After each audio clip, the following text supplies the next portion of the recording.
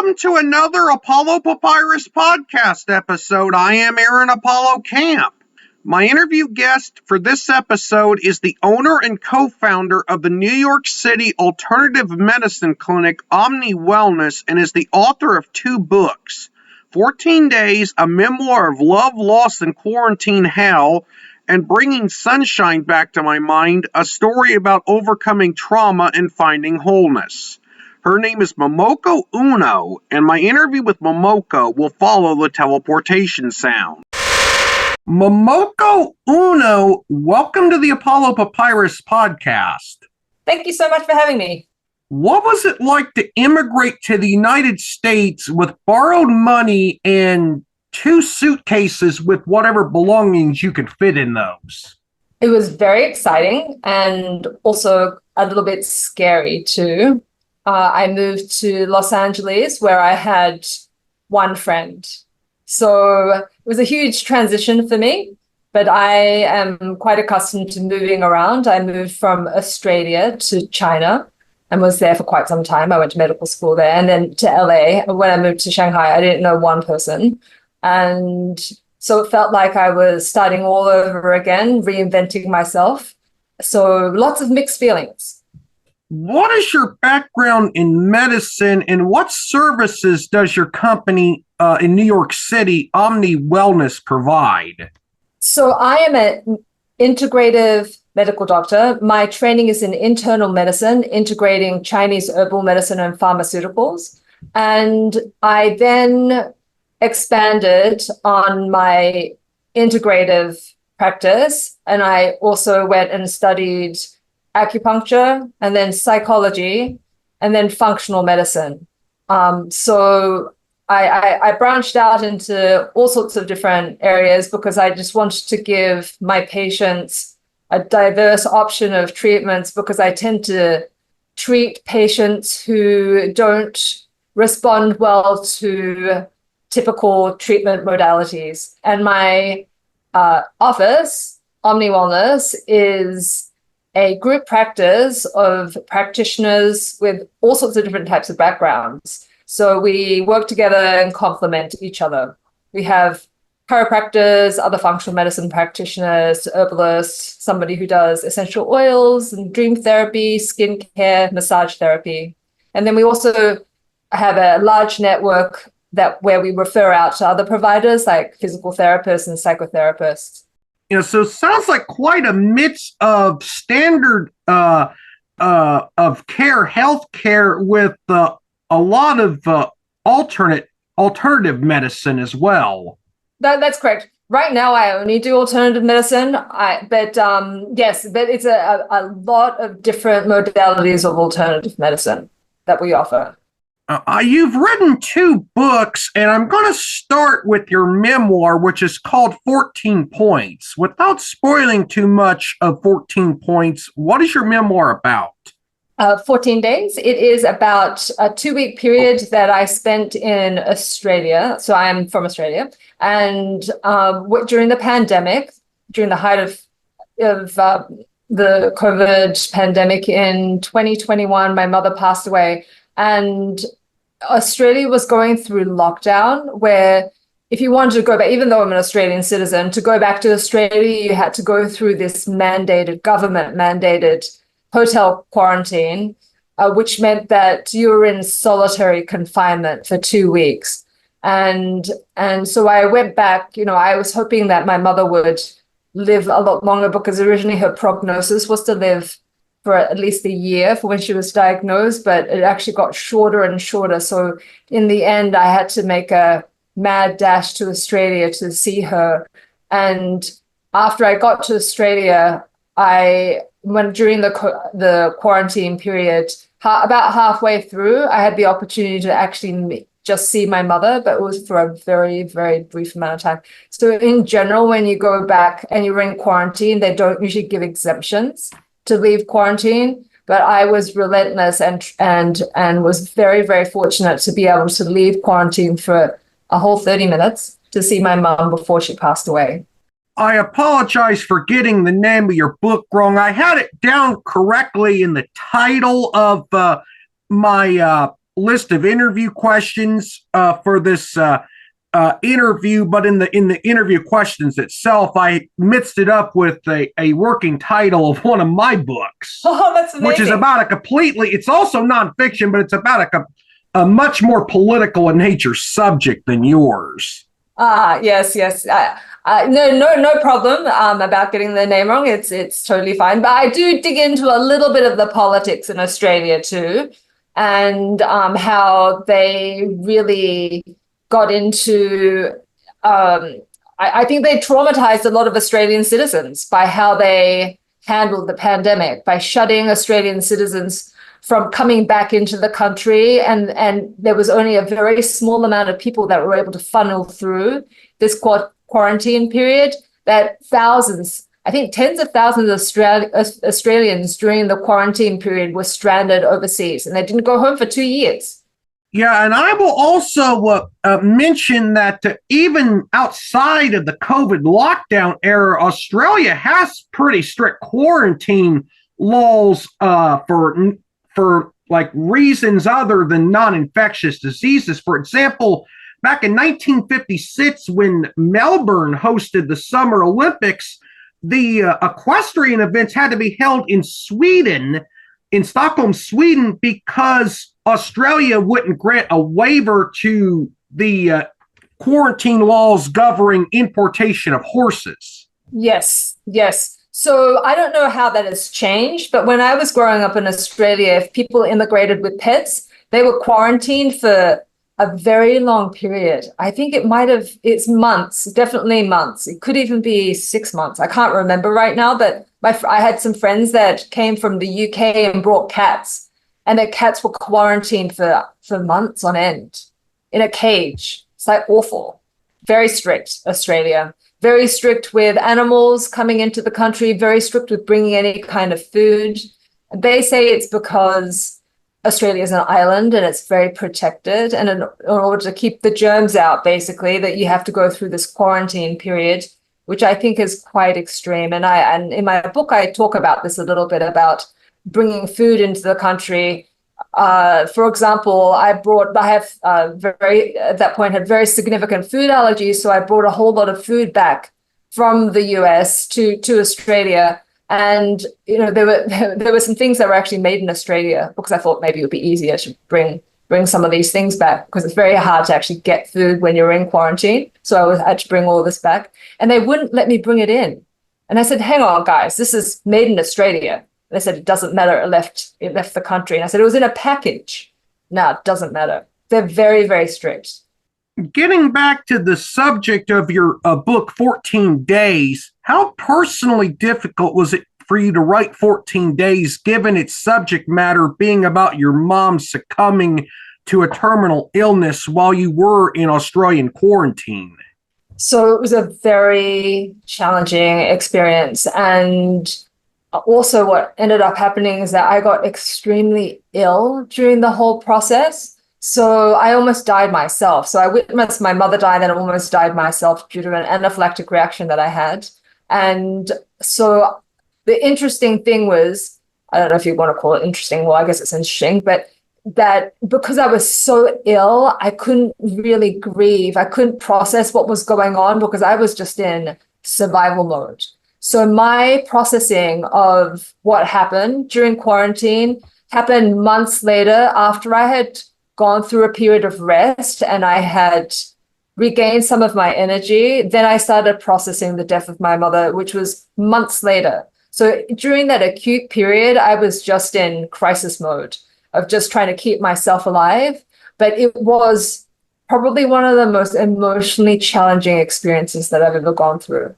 You've also written a book titled Bringing Sunshine Back to My Mind. Without spoiling too much of that book, is it fiction or nonfiction, and what is it about?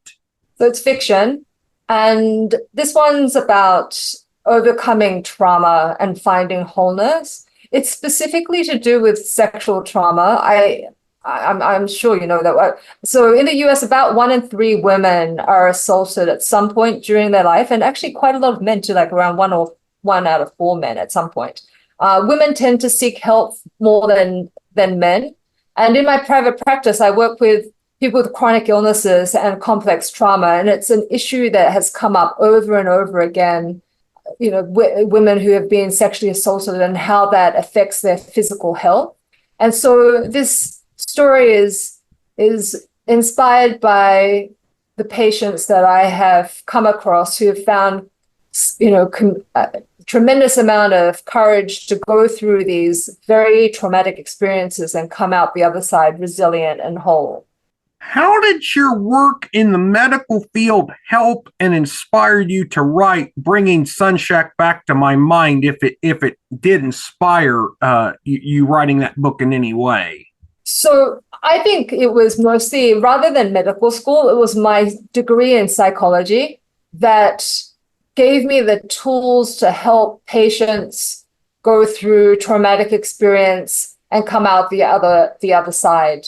So I think it was more that medical school didn't really touch on that. Actually, I don't recall anything about trauma other than physical trauma. Of course, we had to treat physical trauma, but emotional trauma was overlooked almost completely, at least when I was in medical school in the 90s, so it's a long time ago. I don't know how they would refer to emotional trauma and its effects on the physical body now, but when I was going through school, it was not, well, I don't think it was even discussed. And so it was really, later on in my career when I was studying psychology, where I'd learned about the tools of learning how to deal with emotional challenges and traumatic experiences and how to help people to pull through those experiences. Who designed the covers of each of your books? As I've seen the front covers of your books posted online, and I love the look of both of them, especially the one for Bringing Sunshine Back to My Mind. Oh, thanks so much. So I actually designed them myself. And I didn't. I had the ideas and I drew pictures, very, very rough stick figures, got some images together and then sent them to, a book designer, a publisher, and the publishing house that I was working with at that time to design the book's covers for me. So, they're my ideas, but they did a really good job. I'm like very pleased with what they came back with. Are both of your books self-published, traditionally published, or hybrid published, or did you use different publishing methods for each of your books? So my first one was with a hybrid publisher, and then the second one I actually started with a hybrid publisher, and then I ended up self-publishing in the end. I'm going to go to some questions to conclude this interview, and there's a few of them that I found on the recommended list of questions on your Podmatch page. What has helped you cope with stress and become more resilient? So I think it's all about the attitude and seeing challenging experiences as an opportunity for learning. And I think that one of my coping mechanisms that I have is to make sure that I try to find things that I love to do and things that help me to laugh. So I try to bring as much joy and laughter into my life because I think that helps to balance out negativity and pain. What are some easy things that one can do, if there are any, to help overcome emotional trauma? So I think the easiest thing to do is to work on breathing, because when we've experienced trauma or we're in a state of stress or experiencing high amounts of anxiety, I'm sure you've experienced this yourself, but everybody has. When we all get anxious, our breath starts to go faster and faster. It accelerates, right? So when you have post-traumatic stress and you've been triggered, you tend to breathe faster, and your heart rate starts to go up. So anything that you can do to lower your heart rate, that you're better off to doing that. And the way that you can signal to your nervous system and to your heart, basically, that everything is okay is by deep breathing, by slowing down your breath. And so when I work with my patients, I ask them to check in with their breathing as often as possible. Sometimes it's by putting up a reminder on your phone to say, check your breathing. Are you breathing slowly or not? and to make sure that not only is it slow, but it's smooth and it's also deep, because shallow breathing can also trigger it, and also holding your breath can also trigger anxiety too. For anyone who has recently experienced the death of a loved one, what do you recommend for helping to grieve and heal emotionally?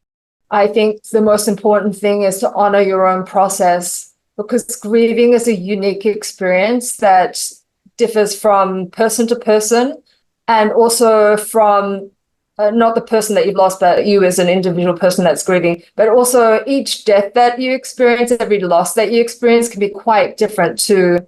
So to be able to just say to yourself in the moment, what do I need? Because that can differ from sometimes minute to minute, day to day, week to week. So to just be able to ask yourself, so what do I need? Am I really exhausted right now? Do I need to take a nap? Do I need to go out and get some fresh air? Do I really need to talk to somebody right now? Do I need to talk to a friend? Do I need to get professional help? It's all okay. And to be able to accept whatever emotional reaction that you're having, if it's grief, if it's sadness, if you're angry, if you're frustrated, whatever it is, if you're able to accept your emotional state rather than being fighting it, because once you fight it, it tends to prolong the healing process. So if you can just say to yourself, okay, I'm anxious right now.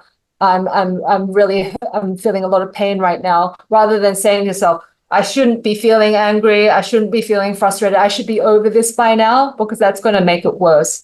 My last question are, if for those who want to practice a holistic lifestyle, what are some key concepts you have to maintaining a holistic lifestyle? So I think some of the most simple things that you can do is focus on the way that what you eat, basically, and how you think. As the saying goes, don't eat junk food, don't think junk thoughts. To be quite mindful about what you're putting into your body, mentally and physically. I think that our thoughts are really worth examining, because so much of what's going on in the back of our minds, I think 90% of it is an old tape that's playing. And to become more and more conscious of what we're thinking will help us tremendously in terms of how we feel about ourselves, because our thoughts will dictate our feelings. So the more aware we are about what we're thinking and that tape loop that's going on the back of our minds, and to slowly learn how to change that to more positive thinking, we will feel better about ourselves. So, and then eating well, I think quite common sense. You just eat things that, if you buy something and it has a ton of stuff on there that you don't know what that is, like all the preservatives and stuff like that, it's probably not great for you. Like if you find ingredients and you can recognize all those ingredients, or or ingredients that your grandmother probably knew about or used, that's usually a pretty good basic standard to live by in terms of food. And then, of course, there's other things too, like making sure that you get adequate amounts of sleep and drinking enough water. These are really very, very basic things in terms of holistic health. And once you start getting the basics down, then learning about stress management and finding more resilience.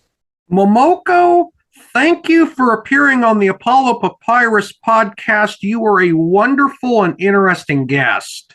Thank you so much for having me. It was amazing to interview Momoko. This is Aaron Apollo Camp reminding y'all to find your writing and reading purpose. Bye for now.